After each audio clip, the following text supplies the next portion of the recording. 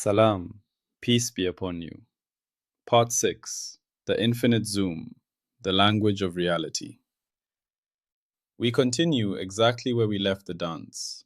In Part 5, we touched the triunity, three shadows of one change. One measurable differential, d phi, read in three inseparable ways: omega as rhythm, kappa as shape, nu as transport. Not three containers, but three readings of a single melody.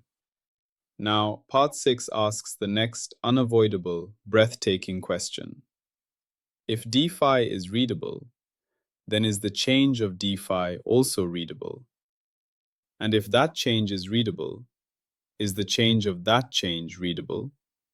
And if that, does it ever stop? Today, you will realize the universe is not a single sentence. It is an infinite language. And we are about to learn the discipline, the sacred firewall, that keeps that infinite language from collapsing into infinite fantasy. So, let us begin where all profound journeys must begin, with what is immediately before you. Look at your hand. Not as a philosophical idea, not as a thing, as an experience. A presence you can feel, compare, witness. You see skin, lines of fate and labor and life, texture, warmth. Now, in your mind, zoom in. At the first descent, the smooth surface becomes a landscape. Ridges and valleys, the canyons of your fingerprint. Zoom again. You see cells. Countless, like a mosaic of living rooms, walls touching, each a contained world. Zoom again. Within a cell, universe upon universe. Mitochondria, power plants humming with chemical fire. The coiled library of DNA, the instruction set for a human being, written in a four-letter alphabet. Zoom again. The DNA strand resolves into molecules, atoms linked in elegant chains. Carbon, hydrogen, oxygen. The fundamental lexicon of life. Zoom again. An atom, a miniature cosmos, a dense, buzzing nucleus of protons and neutrons, with electrons whirling in clouds of probability. Zoom again. The nucleus fractures into view. Protons and neutrons themselves are not dots, but bound trios of quarks, points of something, something that resists all imagery. We give them playful names, up, down, charm, but their essence retreats from our mind's eye. Zoom further and further. What lies beneath? Vibrating strings? Loops of energy? A quantum foam? Pure mathematical relation? We do not know. And here is the simplest, most staggering truth. At no point does reality say, this is the last layer. At no point does the universe declare, now you have reached the final floor. Reality keeps revealing more structure, as far as your window allows you to look. This is the infinite zoom. And it is not an accident of human curiosity.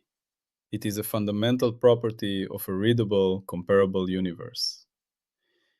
If a universe can be compared, it can be differentiated. If it can be differentiated, it has layers of change. If it has layers of change, it possesses a hierarchy of description, an endless ladder of how. Let's take a gentler image, a leaf. From a distance, a leaf is a simple shape, green, flat, bounded. Closer, you see veins, branching like roads on a map. Closer still, you see stomata, tiny mouths breathing the world.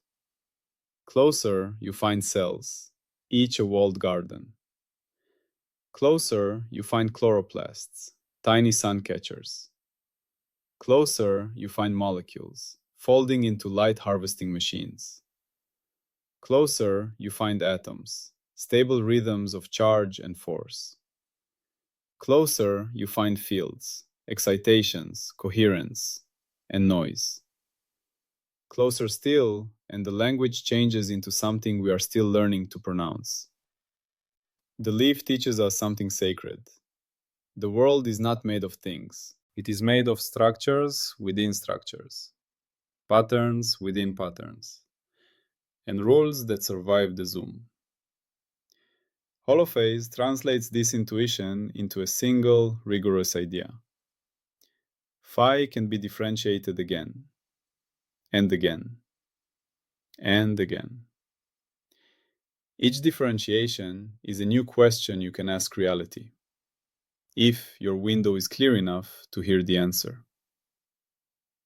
In part 5, we name the first shadows, the first letters of this readability. Omega, the time rate of phi. Kappa, the spatial slope of phi. Nu, the transport that interlocked them. But those were just the first letters. Omega is itself a field that can change. Kappa is itself a field that can bend. Nu is itself a field that can accelerate, shear, and twist. So the next question is natural, inevitable. How does omega change? How does kappa change? How does nu change? The moment you ask, the derivative tree begins to grow. The universe's vocabulary expands. Think of a child learning language. First, single words. Ball, tree. Then sentences with change. Ball rose, tree grows. Then sentences about the change of the change. Ball rose faster. Tree grows quickly, then slowly. Then metaphors, nested meanings, entire worlds of story. Reality is similar. The first derivative tells you there is change. The second derivative tells you the change is changing. The third derivative tells you the change of the change is changing. Onward, forever. Mathematicians have a name for the full, infinite collection of all possible derivatives of a field. They call it the infinite jet. In our language, we say j infinity phi. In audio, j to the infinity of phi. It represents the complete, unfiltered story of phi and all its possible rates of change across all scales. It is reality's infinite dictionary, its complete symphony, from the fundamental bass note of existence to the highest, most fleeting harmonic. This is the infinite language of reality. But here arrives the pivotal human truth, the firewall that separates honest knowledge from fantasy. We never see infinity. We never hold J infinity phi in our hands, our minds, or our instruments. We only ever see Jn phi. In audio, J to the n of phi, a finite slice. The first n terms, the first chapter of the endless book. Why? Because we are finite beings. Our instruments are finite. Our attention is finite. Our licensed windows, those regions of time, space, and configuration where coherence is high enough for stable comparison, are finite. We can only read a finite sentence from an infinite language. Think of a camera. Reality may have infinite resolution, but your camera records in 4K or 8K, a finite number of pixels. No matter how good the camera, it produces a finite image. That doesn't mean the world is pixelated. It means your access is finite. Holophase treats all science this way. A model is not the universe itself. A model is a finite resolution reading of the universe within a window that makes the reading accountable, testable, and humble. J and phi is not an embarrassment. It is the condition of honest knowledge. And this leads us to the core mechanism. Why are Zoom always, eventually, fogs? Licensed windows have limited coherence. As you zoom deeper, demanding to see finer and finer details of change, the window fogs. The signal becomes fragile. The noise rises. The comparisons become unstable. To measure something with infinite precision, to know both the exact position, a supremely detailed kappa, and the exact momentum, a supremely detailed nu, of a particle, you would need a measurement window of infinite coherence. You would need a perfect, noise-free connection to the thing itself. You would have to be the particle. But you are not. You are separate. Your measurement is an interaction, a fleeting comparison, a licensed window with limited bandwidth. This is where our story illuminates one of the most profound discoveries of the 20th century. Quantum uncertainty is not a bug in the universe. It is a coherence limit. It is not a metaphysical curse or magical randomness. It is the operational signature of finite access.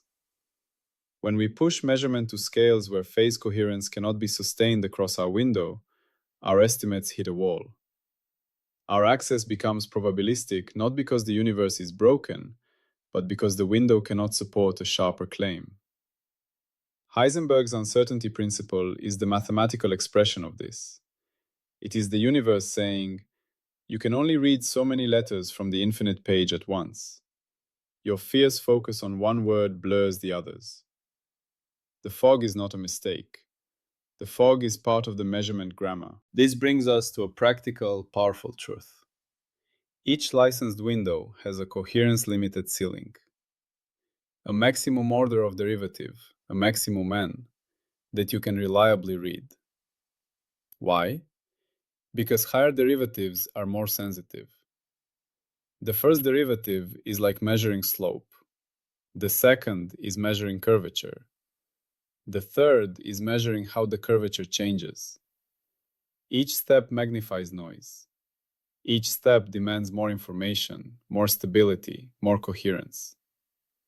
So, below that ceiling, adding higher order structure improves prediction. You are reading true, finer letters of the world's language. At the ceiling, gains saturate. The window is giving you all the clear signal it can. Beyond the ceiling, your model begins to fit noise. You are guessing letters in the fog. You are no longer reading reality. You are writing your own story onto the page. This is the prediction of part 6. Prediction. Higher order structure improves prediction only up to a coherence-limited ceiling. Beyond that, chasing more detail yields not truth but overfitting, the confusion of noise for signal. This prediction is universal. It applies to any system where we infer structure. Physics, biology, economics, weather, even the understanding of a text or a piece of music. Wherever you push for more detail, you will encounter this law. Detail helps until the window cannot support it. And this gives us our razor-sharp falsification. Falsification. If we can ever build an instrument, a measurement protocol, that demonstrably sees all the way down to infinite precision, extracting J infinity phi as a measurable object, this view fails. More practically, if in our modeling, adding ever higher derivatives always gives better prediction without hitting a coherence limit, then we are not modeling reality. We are lost in fantasy. The history of science is the history of brushing against this limit and learning to read deeper sentences. We thought the atom was indivisible. Then we saw protons, neutrons, electrons. We thought those were fundamental. Then we found quarks. Now we speak of strings, loops, fields. Each time we built a better window. We increased coherence. We extended the size and clarity of our licensed window. And we saw a deeper layer of the infinite text. We did not find the end of the story. We learned to read a few more profound sentences. This does not devalue science. It elevates it to its proper majesty. Science is not the pursuit of the final answer. It is the art of reading ever more profound passages from the infinite book with ever more refined windows. Let's make this tangible. Let's walk this lens through the world. The flight of a butterfly. At J1 phi, position velocity, we crudely track its path. At J2 phi, acceleration, we model its maneuvers. At J3 phi, jerk, we capture its erratic, evasive shifts. But to model the precise twitch of every muscle fiber, the neuronal commands, the air vortices, that requires a slice of such high N that no possible window could achieve perfect coherence with the living moment. Our best model is a finite, magnificent approximation. The real butterfly dances in the infinite space beyond our full description. The human heart. Its rhythm, omega, is the beat. Its shape, kappa, is the physical contraction of chambers. Its movement, nu, is the flow of blood. But what of the second derivatives? The change in heart rate, the acceleration of the beat under stress. That's a deeper layer. The third derivatives? The rate of change of that acceleration, the heart's subtle response to a calming word. Deeper still. We live our lives navigating with finite slices of this infinite cardiac language, and it is enough. It is life. A spoken word, understanding. Its first derivatives are the sequence of sounds, their shape in air. Its second derivatives might be the emotional intonation, the shift in pitch. Its third derivatives? The subtle, almost imperceptible hesitation that reveals doubt, or the speed that reveals passion. Meaning resides not in a single layer, but in the interplay of many. We listen with a finite window, and we comprehend. This perspective heals false divides. Is the universe deterministic or random? The infinite language says it is infinitely structured. But any finite slice we extract will contain elements that appear random, because they are the influence of higher-order terms we cannot see.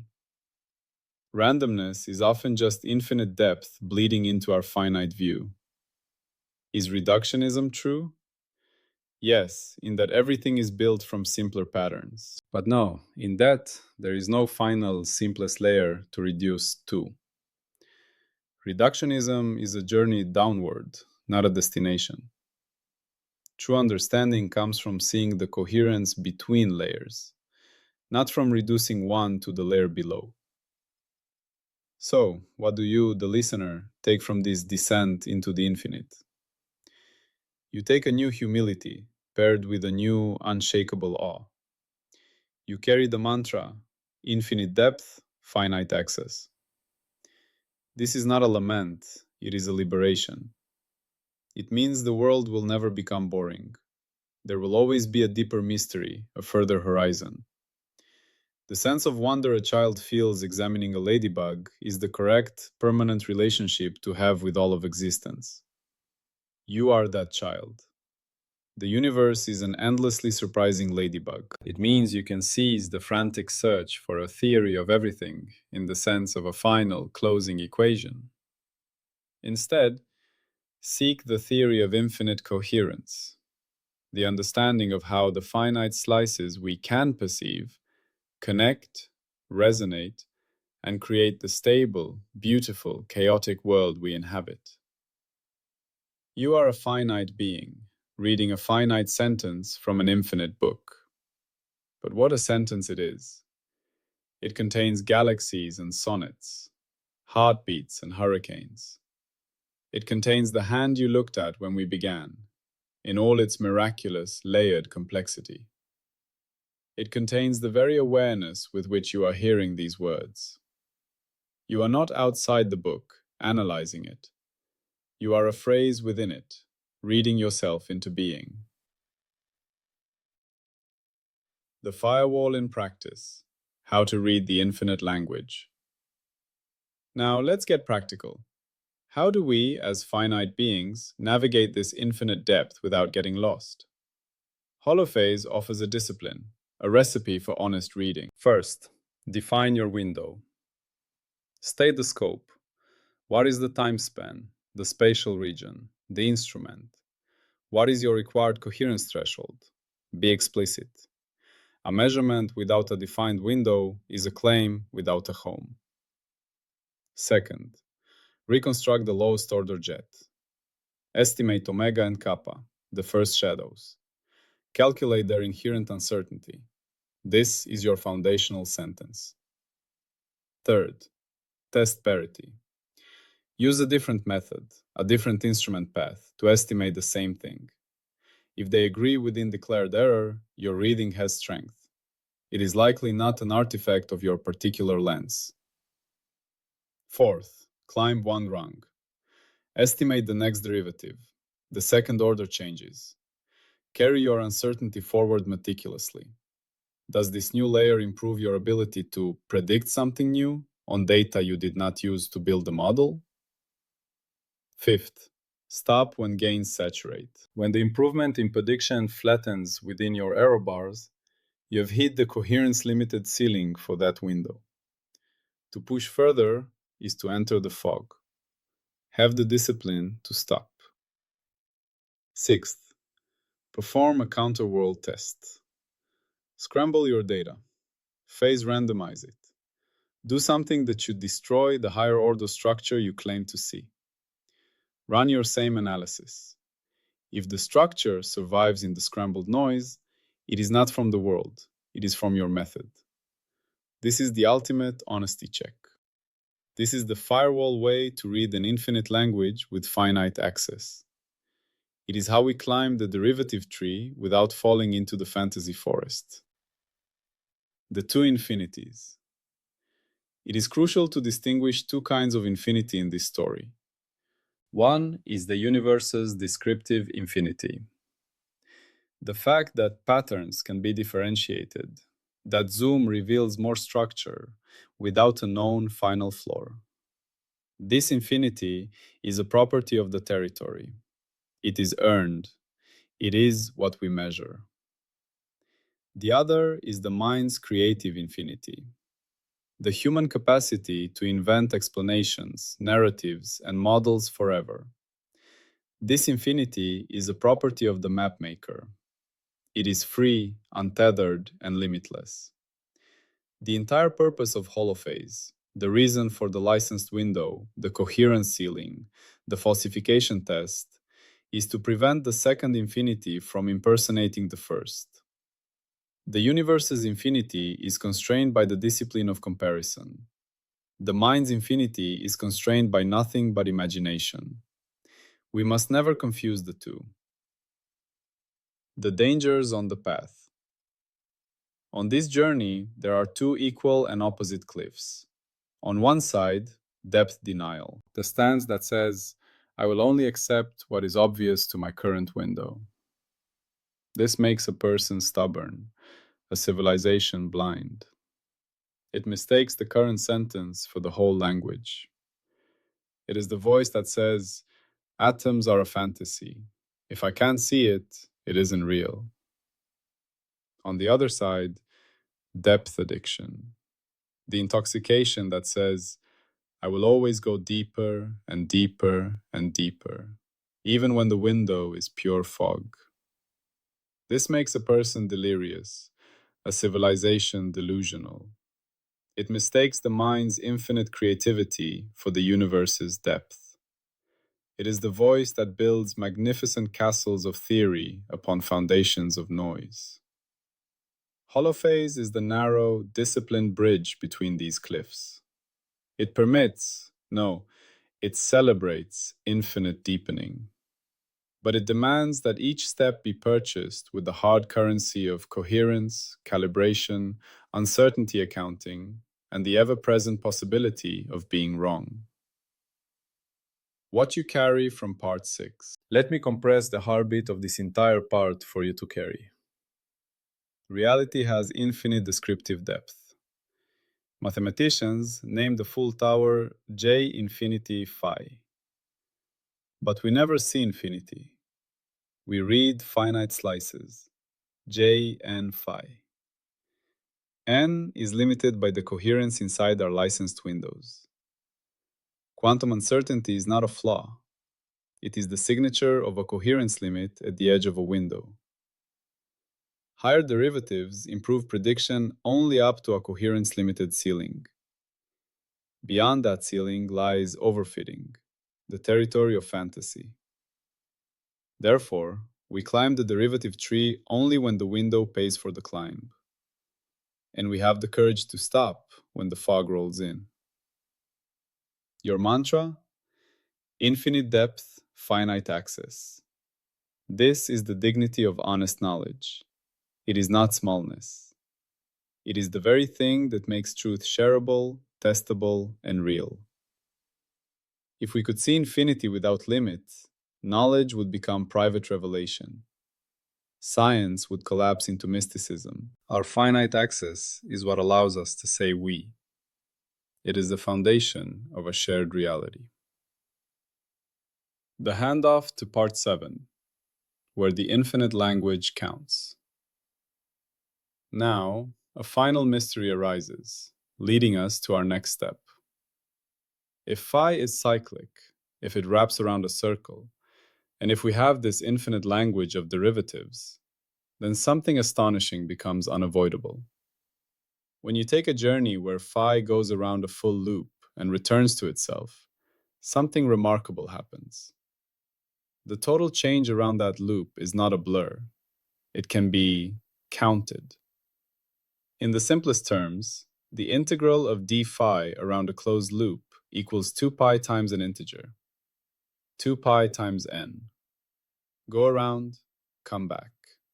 The result is a discrete number, a whole number, an integer, not an approximation, a strict countable quantity. This means, from the smooth, infinite, continuous language of change, discrete words emerge. Numbers appear. Quantization is not imposed on nature. It is born from the topology of cycles, from the wrapping of phase. Continuity learns to count. How is this possible? What does it mean for the fabric of reality? This is the gateway to force, to charge, to the quantum, to the very phenomena that make our universe structured and stable.